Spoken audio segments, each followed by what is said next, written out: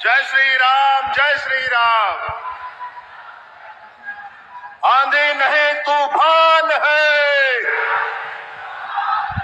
आंधी नहीं तूफान है। मोर आवाज, मोर आवाज। ये आंदोलन लेकर के भारतीय जनता पार्टी के कार्यकर्ताओं ने पिछले भूपेश बघेल की सरकार से, कांग्रेस की सरकार से लोहा लिया था, पीठ में डंडे खाए थे, बम फूटे थे। वो सब कुछ हम अच्छे से जानते हैं। पूरे भारतीय जनता पार्टी के कार्यकर्ताओं ने संकल्प लिया था। ये संकल्प था कि हमारा ये अधिकार है आवाज, और ये मोर आवाज, मोर अधिकार है। इसको लेकर ही गांव गांव तक, पंचायतों तक और फिर प्रदेश स्तर तक बड़ा अभियान हुआ था। भाजपा के कार्यकर्ताओं ने जनता के मन के साथ आगे बढ़ते हुए, आम जन के साथ आगे बढ़ते हुए इस अभियान को पूर्णता तक पहुंचाया था। समय आया था जब विधानसभा घेराव के लिए हम सब एक साथ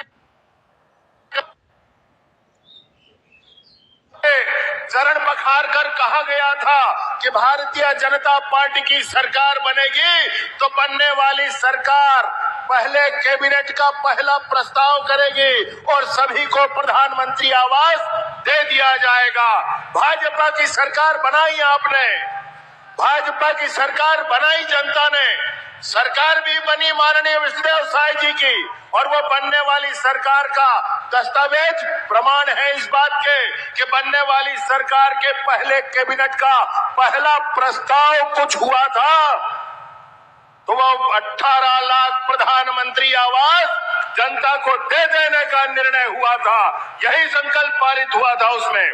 मैं आप सभी साथियों से जो हितग्राही यहाँ आए हैं, आग्रह पूर्वक, निवेदन पूर्वक कहना चाहता हूँ कि दो यहाँ पर महारथी विराजमान हैं इस मंच में। एक हमारे मुखिया माननीय विष्णुदेव साय जी, और दूसरे जो दिल्ली में रहते हैं, ऐसा सब कहते हैं लेकिन रहते हैं दिल्ली में, बसते हैं छत्तीसगढ़ वालों के दिल में, ऐसे माननीय शिवराज सिंह चौहान जी।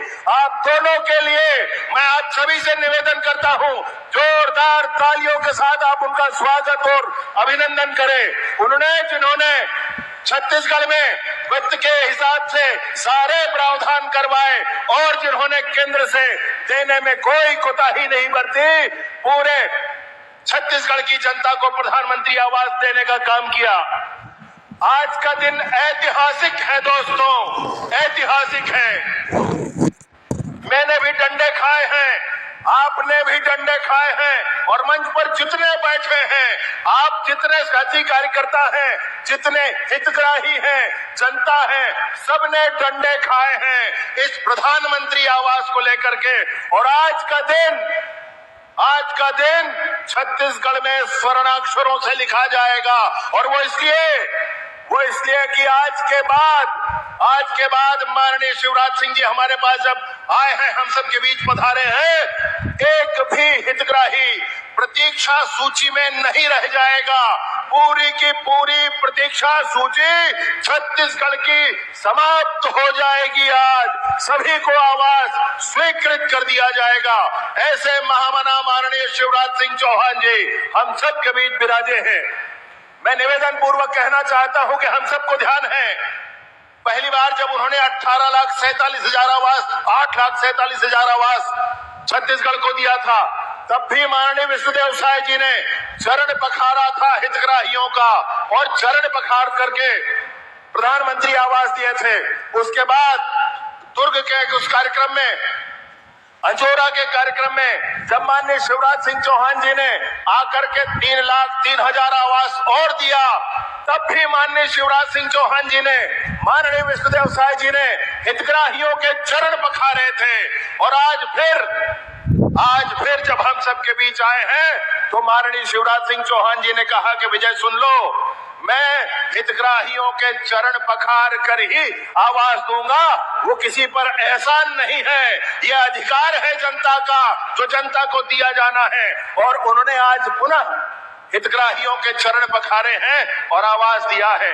ये भारतीय जनता पार्टी की सरकार है, विष्णुदेव साय जी की सरकार है, जो चरण भी पखारती है हितग्राहियों को और आवाज भी देने का काम करती है। माननीय विष्णुदेव साय जी और माननीय शिवराज सिंह जी अभी चर्चा कर रहे थे, कह रहे थे कि आवाज दिए जाने की खुशी तो है, लेकिन एक दुख है। आज जो आवाज दे रहे हैं ये 8 साल पहले दे दिया गया होता, 7 साल पहले दिया गया होता, 6 साल पहले लोगों के पास पहुंच जाता। अगर ये भ्रष्ट कांग्रेस की सरकार ना होती तो उस सरकार ने जो कुछ किया है इसका प्रमाण कोई और हो ना हो, सरगुजा की धरती है, महामाई की धरती है। इसी धरती में आपके ही बीच में जो विधायक और मंत्री हुए थे, उन्होंने यही कह के कि मैंने बार बार कहा मुख्यमंत्री जी से, प्रधानमंत्री आवास के लिए गरीबों के लिए राज्यांश दे दिया जाए, परंतु भूपेश बघेल मुख्यमंत्री राज्यांश नहीं देते हैं और इसलिए मैं मंत्रालय से त्याग पत्र देता हूं। ऐसे यही के विधायक ने कहा था, आपको याद होगा। इस बात से बड़ा प्रमाण और क्या चाहिए किसी को कि तत्कालीन सरकार दिया था और एक एक आवाज गिन गिन कर देने का काम जिन्होंने किया है वो माननीय विष्णुदेव साय जी और माननीय शिवराज सिंह चौहान जी हैं।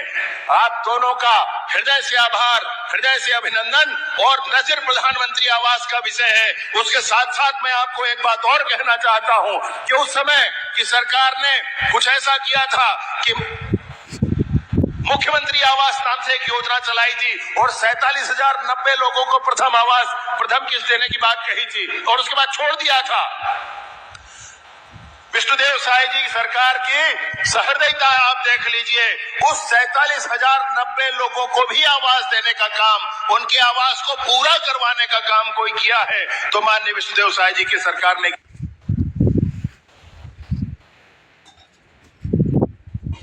तो प्यारे साथियों, अभी आप सुने हैं हमारे उप मुख्यमंत्री पंचायत मंत्री यहाँ पर जो है विजय शर्मा जी को। तो बताते चले पीएम आवास योजना के अंतर्गत यहाँ पर जो है अब यहाँ पर जो पूरे कल यहाँ पर 3.5 लाख आवास को स्वीकृति दे चुका है। अब यहाँ पर जो 2011 के जनगणना का जो 18 लाख आवास है वो यहाँ पर पूरा हो चुका है। तो जो वादे हैं बीजेपी की सरकार ने 18 लाख यहाँ पर मोदी की गारंटी में आवास देने का वादा किया था, उसको अब पूरा किया। अब यहाँ पर ही नहीं रुकता आवास, अब सर्वे भी किया है।